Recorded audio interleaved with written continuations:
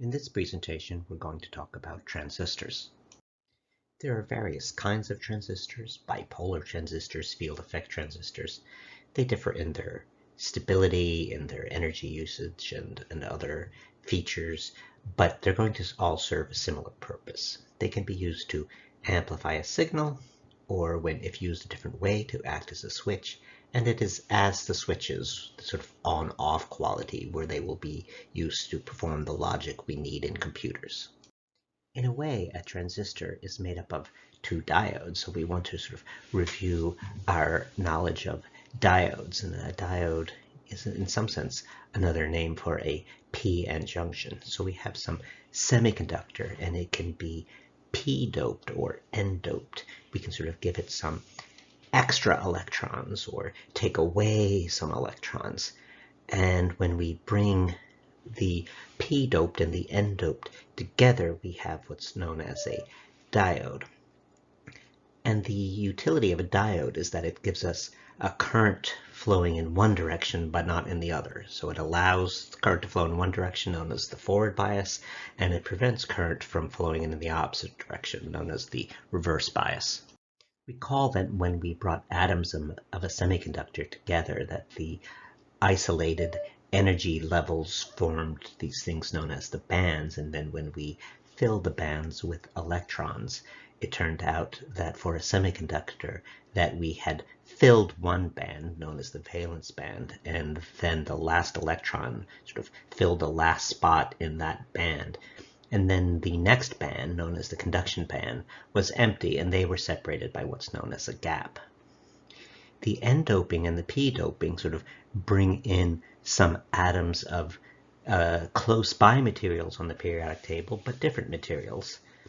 And n-doping gives us some sort of extra free electrons and puts some electrons up into the conduction band, and at least those electrons are free to move, giving us some conductivity. The p-dope takes an opposite approach and brings in atoms that have fewer free electrons, and that makes us not fill the valence band. And so there are some holes, some empty spots in the valence band, and that gives us some freedom to move, some ability to conduct. In the diode and the p-n junction, we bring together the n-doped and the p-doped material. So in the n-doped material, we have some electrons that are up in the conduction band, giving us some improved conductivity, some carriers of the current. And over in the p-doped semiconductor, we have some empty slots in the valence band, and so they also have some carriers. But when we bring the two next to each other, then some of the electrons in the conduction band of the n-doped see the empty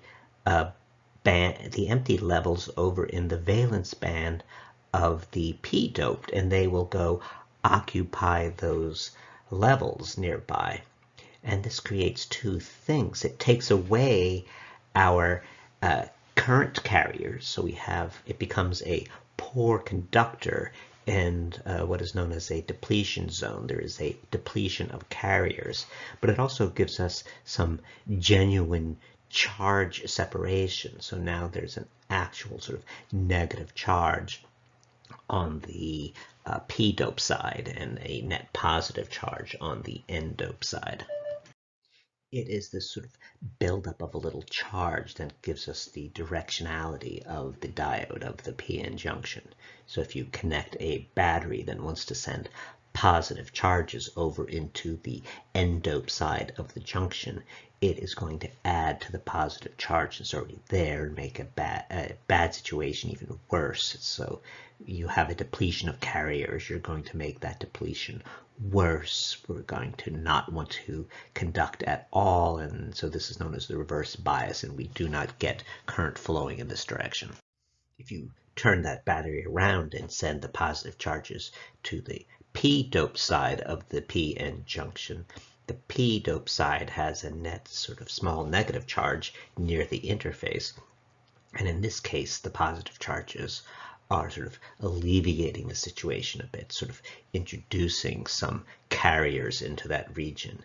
And so it takes a little bit of a push, but eventually you will get a current going in this direction, and this is known as the forward bias. A bipolar transistor starts with two back-to-back diodes, two p-n junctions. And so one kind is N and then P and then N again, and the other one is P and then N and then P. So you have NPN and PNP. The middle region is typically small. But understand that you're putting p-n junctions, so p-n junctions usually allow current to flow in one direction and not the other, but now you have these back-to-back diodes, and so now it doesn't allow any direction. So why is this useful? So we're going to turn what seems like a useless device with two back-to-back diodes and don't allow it to conduct in either direction. And we're going to add, again, this middle region is small, and we're going to add a third lead, a new connection to this small middle region. Now, if we talk about an NPN transistor, it would seem at first like it's symmetric, like the two ends are treated the same, but actually they're not. They're going to be doped into different amounts, and they're going to serve different purposes within the transistor. So a transistor sort of has a direction. The two ends are not the same. In a bipolar transistor, these regions and the connectors are going to have different purposes and have different names. So the one in the middle is known as the base, the one at the top is known as the collector, the one at the bottom is known as the emitter. And so when we connect them in circuits, we have to pay attention. The base is clearly different, but we also have to pay attention to the difference between the collector and the emitter and how they are attached. So here we see the help for an NPN bipolar junction transistor, and we see that in the symbol that there's a sort of an arrow pointing from the base to the emitter to let us know that it's not a symmetric device. Imagine if we applied a voltage, attached a battery to the base and the collector with the positive side of the battery connected to the collector.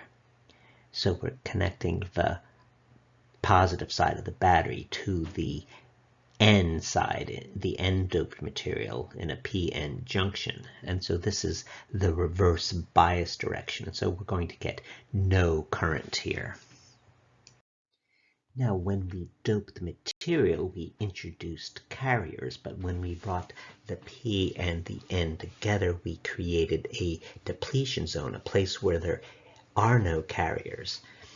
And the reverse bias voltages tend to increase the depletion zone to make it larger.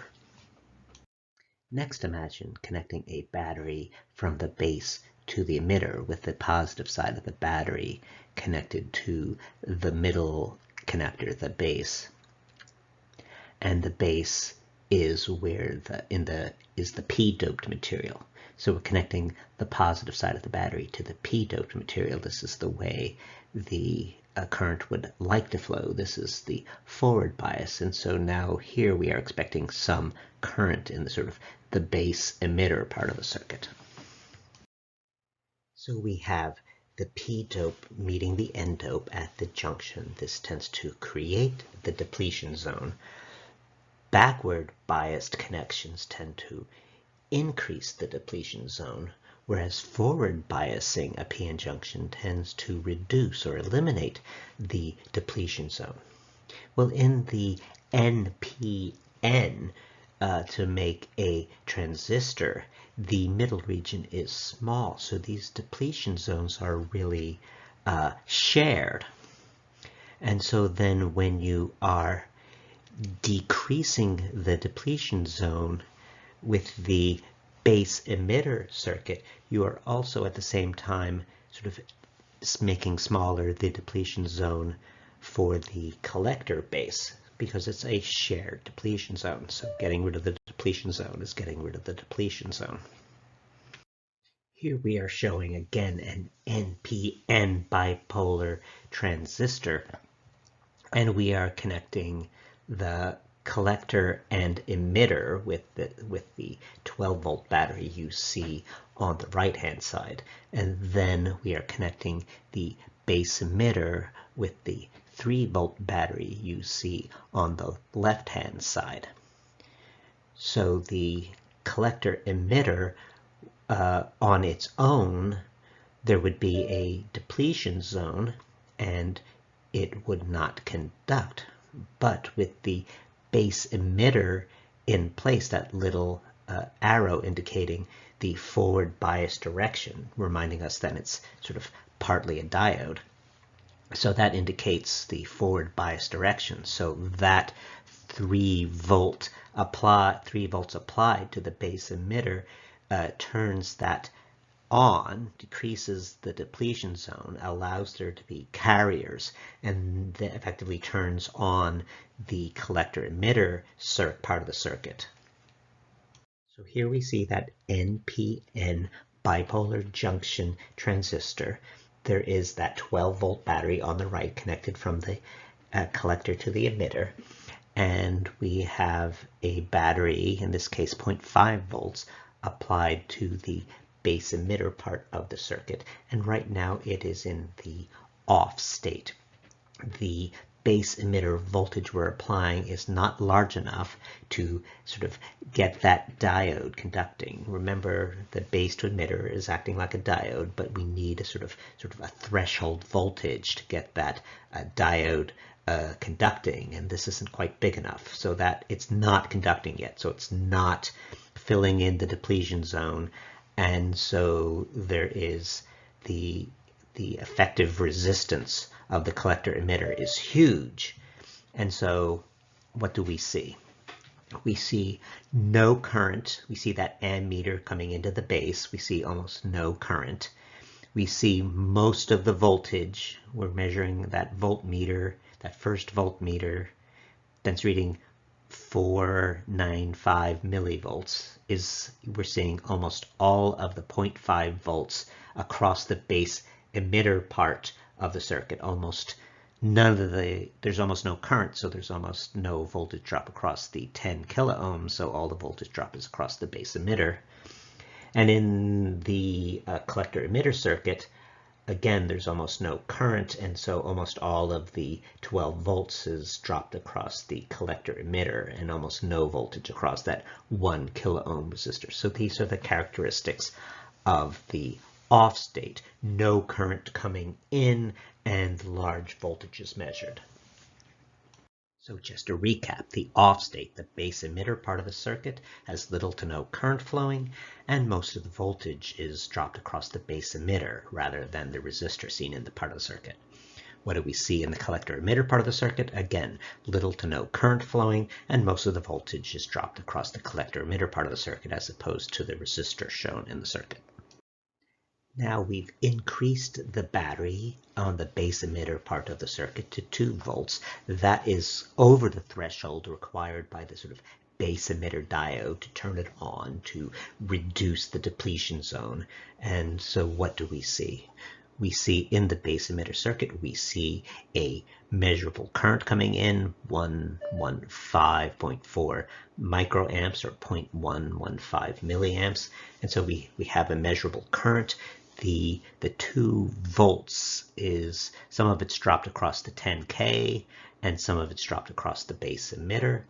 When we look at the collector emitter part of the circuit, of the 12 volts, only a small fraction of it, 458 millivolts of it, are dropped across the collector emitter, so most of it is dropped across the 1 kilo ohm.